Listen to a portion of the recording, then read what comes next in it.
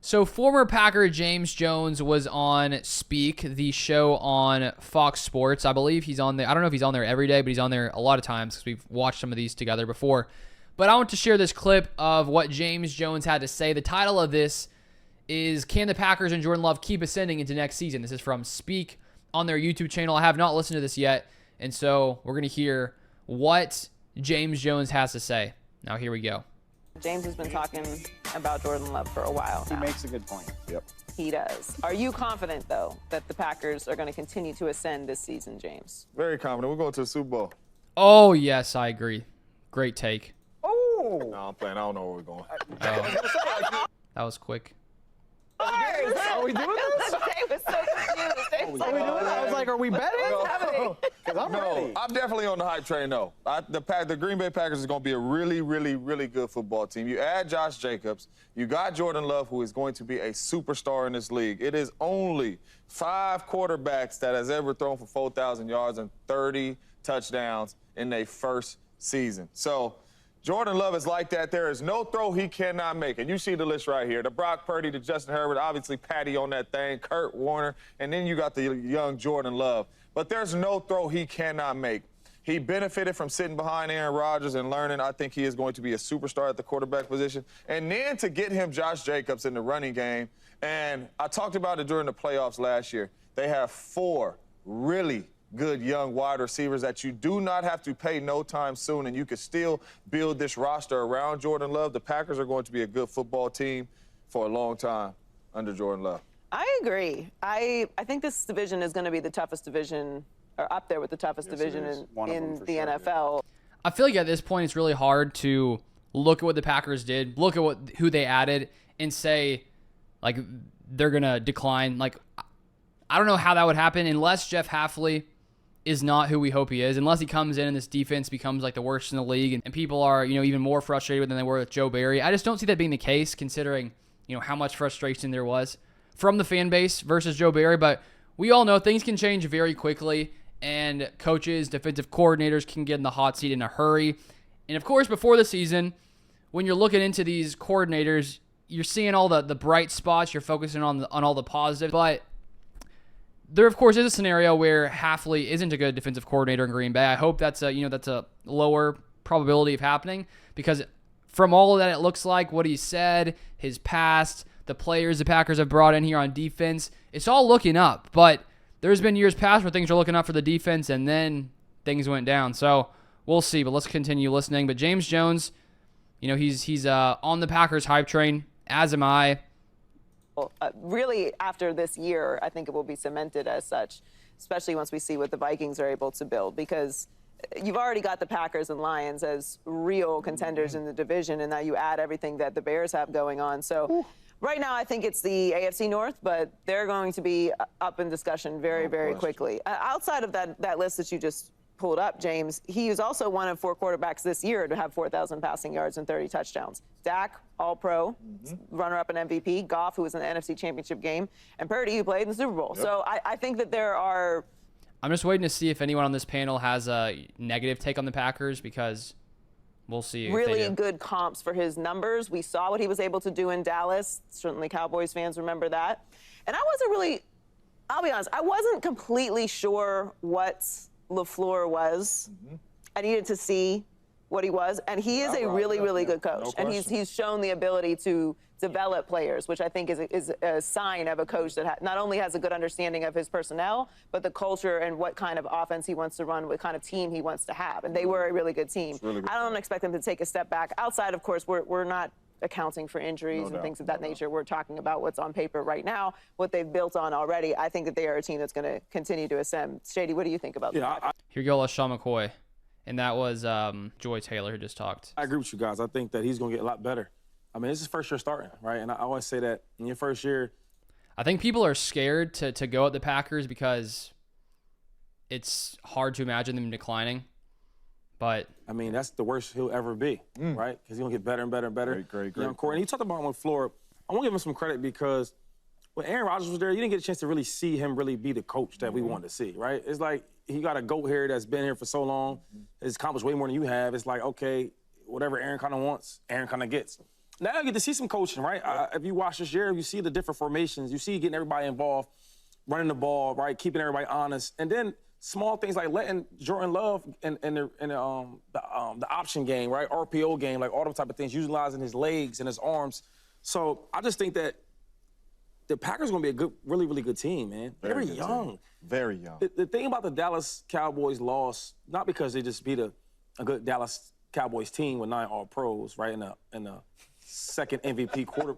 No, I'm, Thinks he's slick. No, keep going. Keep going. I'm not. No, right? hey, Where they we had talk about the pack today. Kill the Cowboys, man. No, Get over it. but I'm saying like a big 15 to 16, game winning streak at home. Yeah.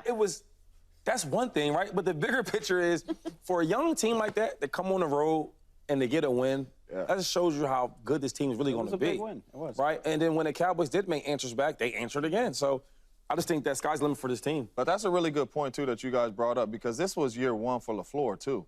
And you've seen how Jordan Love started the season. I guess he means year 1 for LaFleur and LaFleur and Jordan Love.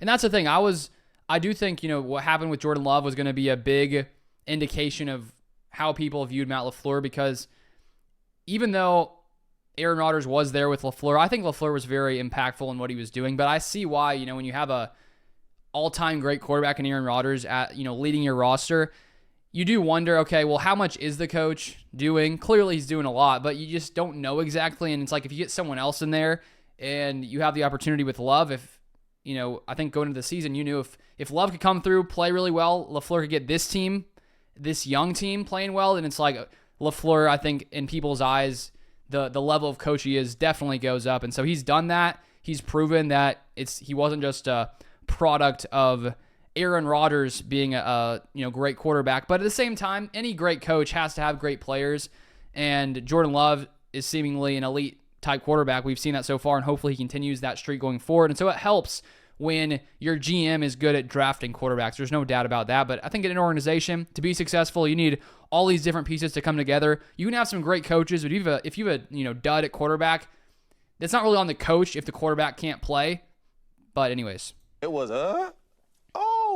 is he? It was a lot of that. And as the season went on, LaFleur opened up the playbook, kind of like McCarthy did with Dak, and you've seen Jordan Love take off. So year 2, coming into the system, knowing exactly how you want to run this thing for Jordan Love, I think it's going to be good. It's going to be fun to watch. So much I feel like this guy is going to be the negative opinion on the Packers. Let's see. It sounds like it. harmony on the set right now. I know. Everybody agrees. I'm right there with you. I did this yesterday, but I'll throw it up again. My power rankings from this week, if I can see them. Pack at the top? From FoxSports.com. Number 2. I got him number 6 in the entire NFL. I mean, we got some Can you contenders. go down to the list, though? Let's go to the list, though, Dave. All right, so that guy, Dave Hellman, he has the Packers as the 6th best team in the NFL. So everyone seems to be hyping up the Packers. If let me know in the comment section down below if you don't buy the hype, if you don't, tell me why. Because I don't see many people out here down on the Packers, but it's hard to do when you have a team play like they did in the playoffs. When you have an elite quarterback in Jordan Love, it's hard to be like, they're going to be bad next year. I don't see it. So those are James Jones' thoughts. And if you want more content like this, feel free to subscribe below. So I wanted to end this video off for anyone who feels like right now you're in a position where you're lacking hope. You don't have any hope for your situation. You don't have any hope for exactly what you're going through right now. And I believe that God can always make a way from any situation.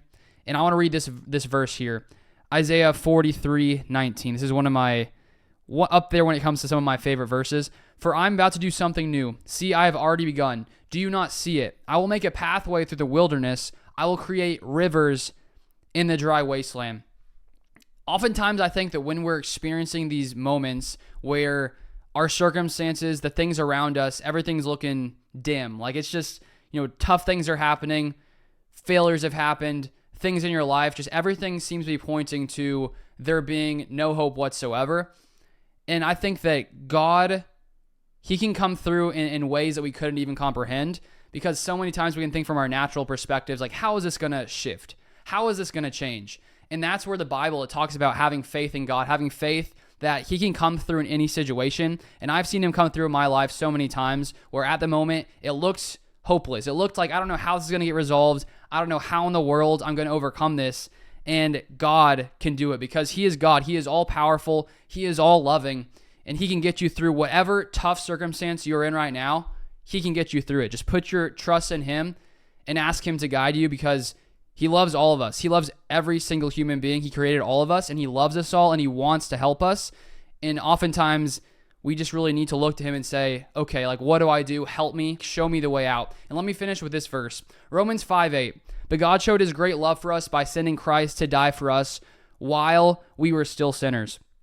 And I think that the greatest example of God's love for us is of course, him sending Jesus Christ to die for our sins. Because when you are willing to, lay your life down for someone else, that is, that just sort of shows the love that you have for them. Just like a parent is willing to die for their child because they have that love for them, that's exactly what Jesus Christ did for us. And so if you've never put your faith in Jesus and never given your life to him and put your faith in what he did on the cross and dying and being raised back to life, I would say, contemplate that, because we live in a world where, one day we're all, we have a period here that we're going to be on this earth, 80, 100 years, whatever it is.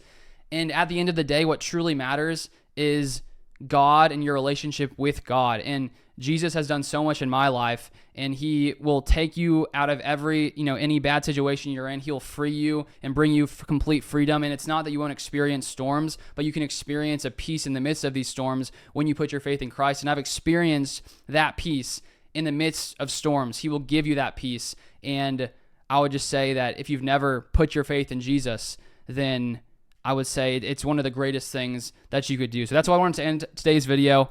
Thank you guys for watching. I'll see you guys next time.